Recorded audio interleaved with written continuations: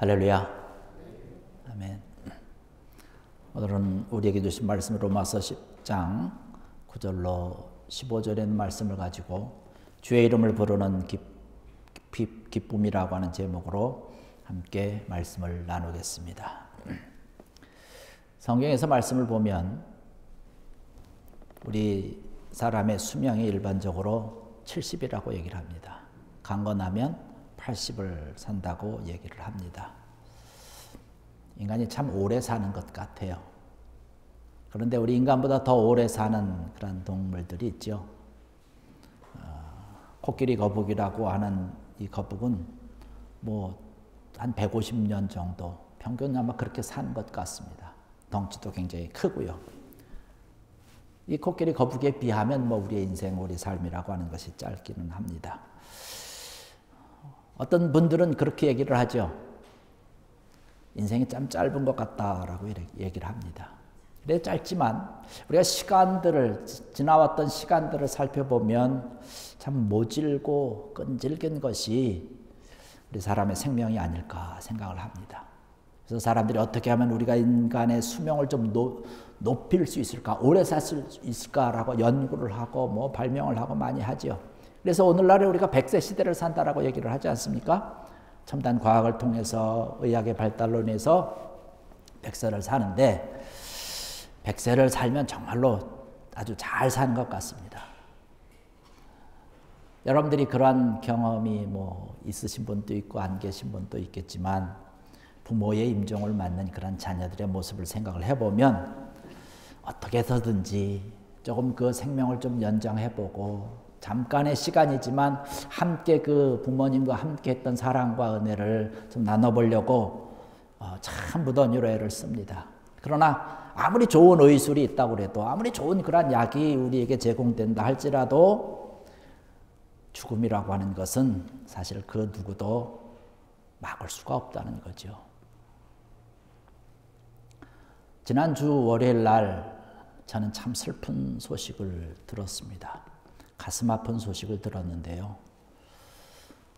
제가 굉장히 가깝게 지내고 있는 토론토에서 목회하고 계시는 임마누엘 교회 박피등 목사님이 계십니다. 근데 그 아들이 지금 30대예요. 젊은 나이인데 뇌졸중으로 쓰러진 지가 한 2년여 가까이 됩니다. 약간 온전한 상태로 잠깐 돌아와 있다가 혼수 상태를 반복하다가 지난 월요일 날 하나님의 부르심을 받았습니다. 우리가 아무리 의술이 발달하고 최첨단 어떤 의학 장비를 아무리 개발한다 할지라도 어떻게 할 수가 없는 것 아니겠습니까? 하나님이 부르시면 아무리 젊은 나이라 할지라도 할 수 없이 가는 거죠. 그 아들이 박요한인데 같이 가서 농구도 하고 야구도 하고 축구도 하고 굉장히 건장했어요. 그래서 학생 때 미식 축구를 했습니다. 큰 물 있지 않습니까? 이렇게 부어서 정수기에 쏟아놓고 하는 그거 가지고 이렇게 운동하던 친구예요. 그런데 그렇게 안타까운 그러한 시간을 보내게 되는데 그 이야기를 들으면서 지난 한 주 동안에 우리의 삶이라고 하는 게 뭘까? 우리의 생이라고 하는 게 뭘까? 생명이라고 하는 것이 뭘까에 대한 생각을 참 많이 하게 됐습니다. 그러면서 과연 우리의 생활, 우리의 삶, 우리의 인생 이러한 것이 어떻게 되는 것일까? 우리가 아무리 아까도 말씀드렸지만 과학이 발달하고 의학의 분야가 굉장히 발달했다 할지라도 우리가 살아가는 이 삶의 문제는 근본적인 문제에 대해서는 해결할 수 없는 것 같습니다. 특히 우리가 믿는 사람으로서 하나님의 자녀로서 생각해 볼 때의 죄의 문제, 우리가 가지고 있는 그런 죄의 문제, 또 이 죄에 대한 용서에 대한 문제, 우리가 영생에 대한 문제는 어떻게 해결을 할 수가 없고 답을 찾을 수가 없는데 그 답을 찾을 수 있는 그런 유일한 방법이 뭐냐면 하나님의 말씀이라는 거죠. 하나님의 말씀이 성경을 통해서만이 우리가 이런 죄의 문제를, 우리 인생의 모든 문제를 해결할 수 있다는 사실입니다. 성경의 말씀 보니까 하나님께서 우리 온 우주 만물을 다 창조하신 거죠. 저와 여러분들도 하나님께서 만드신 것이죠. 만드셨을 뿐만 아니라 이 모든 것을 주관하고 계시고 모든 것을 섭리하시고 인도하신다는 것입니다. 우리의 영적인 문제, 우리가 가지고 있는 그런 모든 문제들을 다 하나님께서 주관하시고 함께 하신다는 사실을 우리는 고백을 해야 될 줄 압니다. 내심으로 할 수 있는 게 없지 않습니까?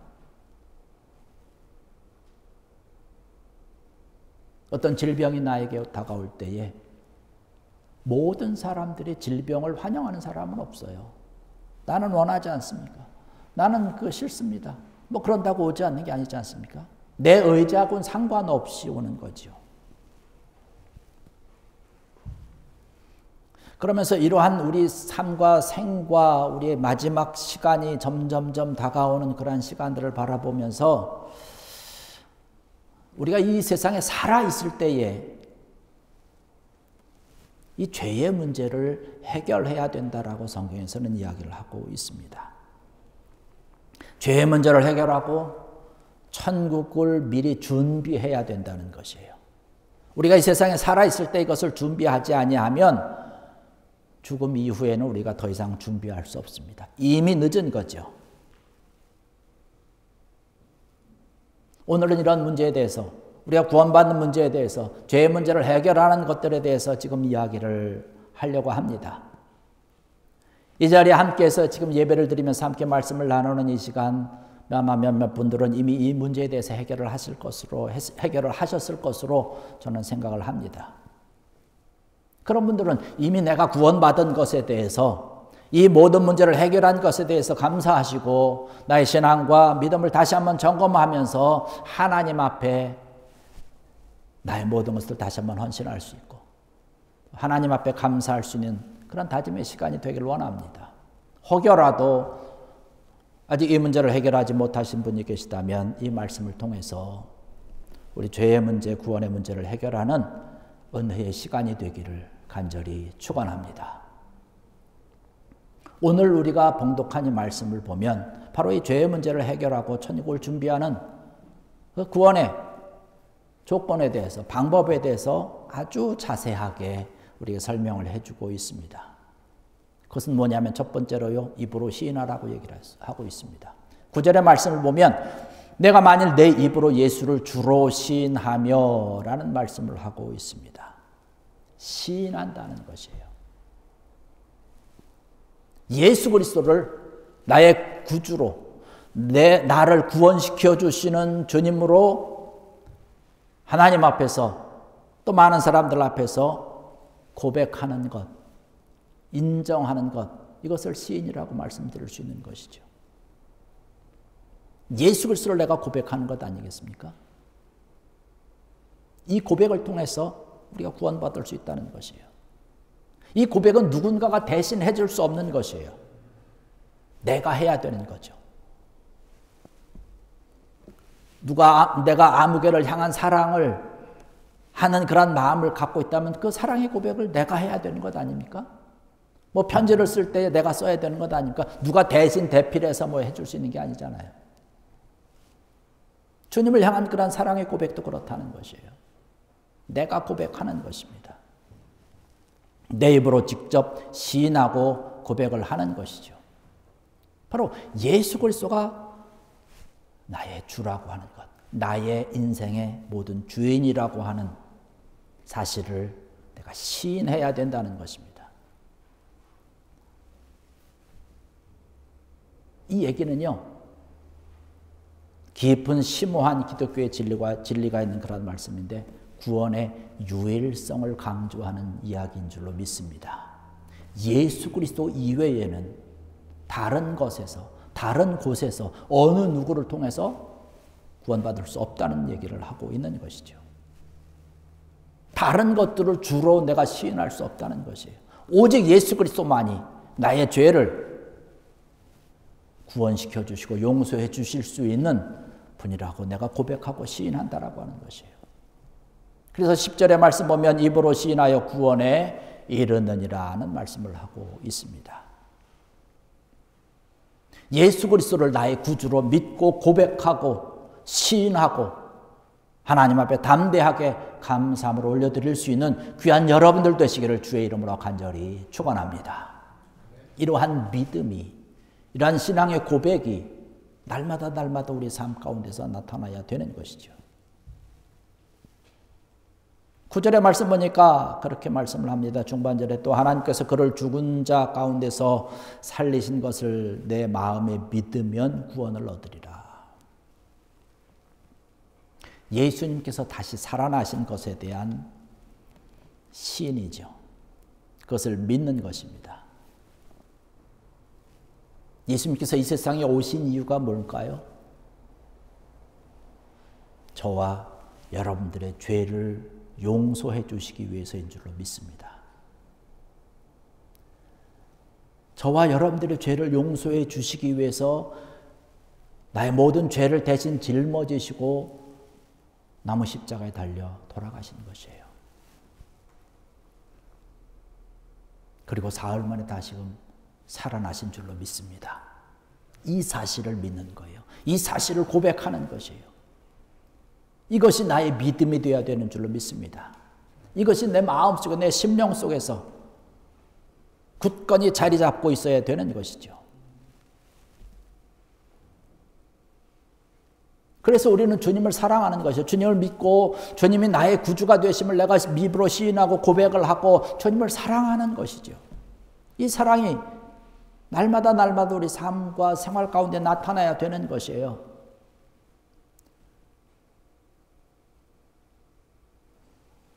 우리가 예수 그리스도를 나의 구주로 시인하고 입으로 고백을 하고 내가 주님을 사랑한다라고 얘기를 하면 그 사랑의 결과가 어떻게 나타나야 되느냐? 우리 생활 속에서 나타나야 되는 것이에요. 고린도전서 13장의 말씀을 보면 사랑이 없는 믿음은 아무것도 아니라고 얘기를 합니다. 야고보가 얘기하기를, 야고보서를 통해서 행함이 없는 믿음은 아무것도 아니라고 또한 이야기를 합니다. 하나님을 사랑하고 주님을 사랑한 사람이라 한다면, 나의 구주로 고백한 사람이라고 한다면 내 생활 속에서 그 하나님을 향한 사랑의 삶의 모습이 나타나야 되는 것이죠.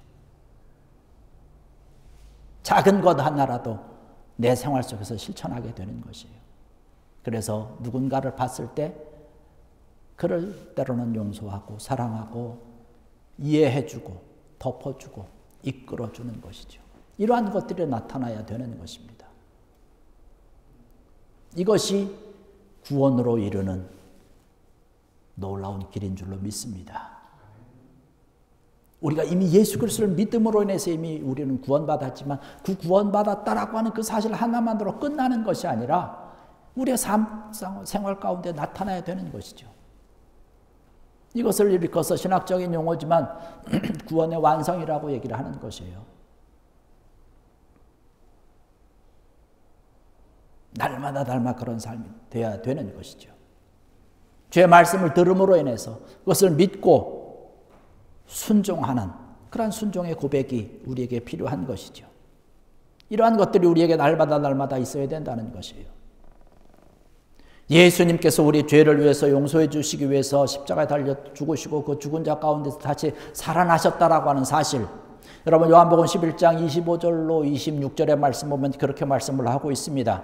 예수께서 이르시되 나는 부활이요 생명이니 나를 믿는 자는 죽어도 살겠고 무릇 살아서 나를 믿는 자는 영원히 죽지 아니하리니 이것을 내가 믿느냐?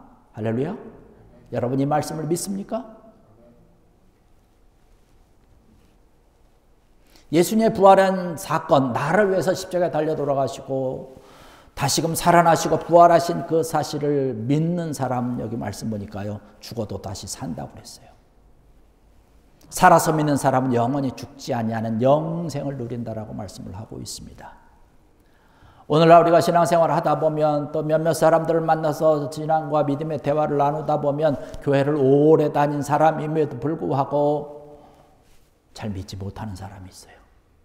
그냥 교제가 좋으니까, 사람과 어울리는 것이 좋으니까 다니는 사람이 있어요. 어떤 사람들은 어떤 자기의 유익과 이익을 위해서 다니는 그런 안타까운 분들이 있습니다. 분명한 것은 우리가 부활을 믿지 못한다면 그곳에는 절대로 구원이 없는 줄 믿습니다. 믿어야 되는 것이죠.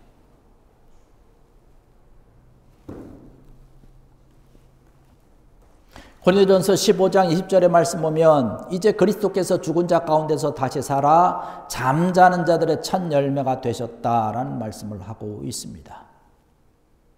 첫 열매가 되셨다는 것이에요.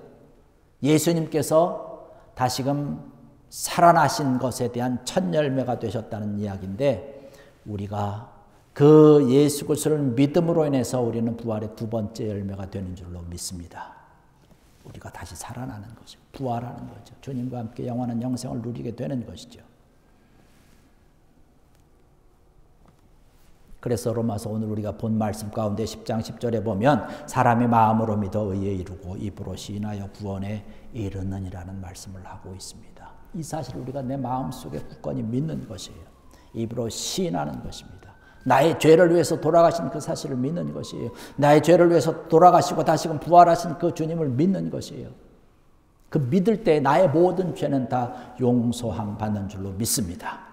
나의 모든 죄를 용서해 주신 그 주님을 내가 사랑한다라고 고백을 하는 것이에요. 그러한 믿음의 고백을 하고 주님을 향해서 나를 사랑해 주신 그 사랑을 가지고 우리가 나가서 사랑의 모습으로 우리의 삶과 생활 가운데 그러한 모습으로 우리가 지내는 것이죠.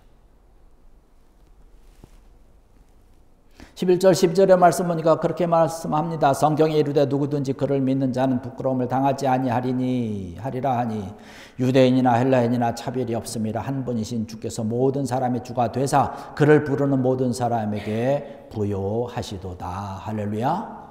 모든 사람들에게 동일하다는 거예요. 차별이 없어요. 하나님의 사랑, 하나님의 구원해 주심은 이러한 믿음을 가지고 고백하는 모든 사람들에게 구원을 주시는 것이에요. 아시안이든 북 사람이건 남미 사람이건 상관없습니다. 쿠바 사람이건. 그래서 그 사랑과 이 모든 것들을 전하고 증거하는 것이죠.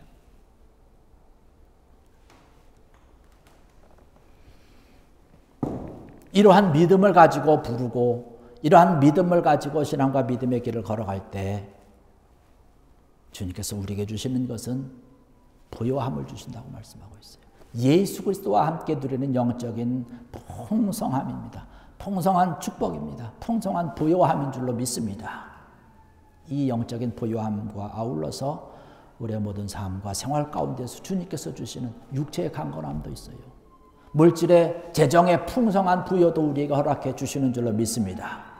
지난 시간에도 말씀드리지 않았습니까? 지난주에도 말씀하지 않았습니까? 하나님께서 믿음을 가지고 믿음대로 우리가 신앙생활하고 하나님을 믿고 하나님을 섬길 때에 하나님께서 우리에게 부어주시는 은혜가 있고 사랑이 있고 풍성한 형통의 축복이 있다고 말씀드렸습니다. 우리에게 주신 그 은혜를 가지고 그 사랑을 가지고 우리가 나가서 하나님의 영광, 주의 영광을 위해서 하나님을 사랑한다라고 하는 그 사랑의 증거를 많은 사람들에게 전하고 증거하라는 것이에요. 그렇게 하라고 하나님께서 우리에게 부요함을 주시는 줄로 믿습니다. 우리가 아까 찬양하지 않았습니까? 우리가 가난하지만 주님으로 인해서 우리를 부욕해 주신다는 것이에요. 주의 사랑이 우리를 부욕해 주신다는 것이에요. 그 믿음의 고백을 통해서 우리를 부욕해 주신다라고 말씀을 하고 있습니다. 12절에 있는 것 아닙니까? 주께서 모든 사람의 주가 되사 그를 부르는 모든 사람에게 부요하시도다. 할렐루야. 여러분, 주님과 함께 부요의 삶을 살아가는 여러분 되기를 주의 이름으로 간절히 축원합니다. 우리의 영적으로 부요하게 되는 거죠. 우리 마음으로 정신으로 부요하게 되는 거죠. 또 우리의 육체를 통해서도 부요한 삶을 살아가게 되는 것이에요. 이렇게 이러한 믿음을 가지고 주의 이름을 부르는 것이 바로 우리의 삶을 기쁘게 하는 삶인 줄로 믿습니다. 여기 13절에 말씀 보니까 누구든지 주의 이름을 부르는 자는 구원을 받으리라. 할렐루야. 여러분, 이 말씀이 참 귀하고 복된 말씀 아닙니까? 우리가 날마다 주의 이름을 부르고 있지 않습니까? 우리가 기도하며 말씀을 보며 우리가 찬양하며 주의 이름을 부르고 있지 않습니까?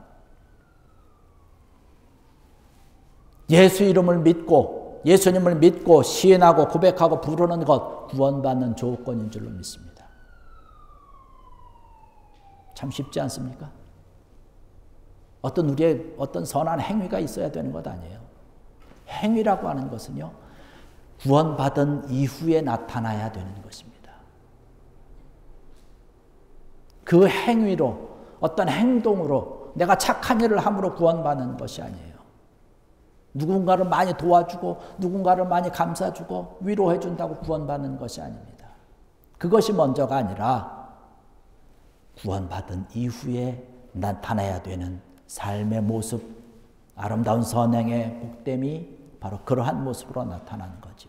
도와주고 함께 해주고 베풀어주고 나의 이 베품을 통해서 많은 사람들이 그리스도의 사랑으로 돌아오도록 이렇게 전하는 것, 증거하는 것 아닙니까? 우리가 쿠바를 향해서 기도하고 부르짖고 후원하며 함께 나누는 것들이 이런 것 아닙니까? 여러분들 그분들을 한번 보기를 했습니까? 누군지 우리가 이름을 알고 있지만 사진으로 보고 있지만 만나보기를 했습니까? 그러나 우리가 사랑의 마음을 가지고 나눠주고 함께하고 기도하고 부르짖는 것이에요. 왜? 우리는 구원받은 자고 하나님의 사랑을 받은 자이기 때문에 하나님께서 나를 부유하게 만들어 주셨기 때문에 사랑해 주시고 부유하게 만들어 주신 그 은혜를 가지고 그 축복을 가지고 함께 나누는 거예요. 베풀어 주고 기도해 주고 함께 해주는 것입니다.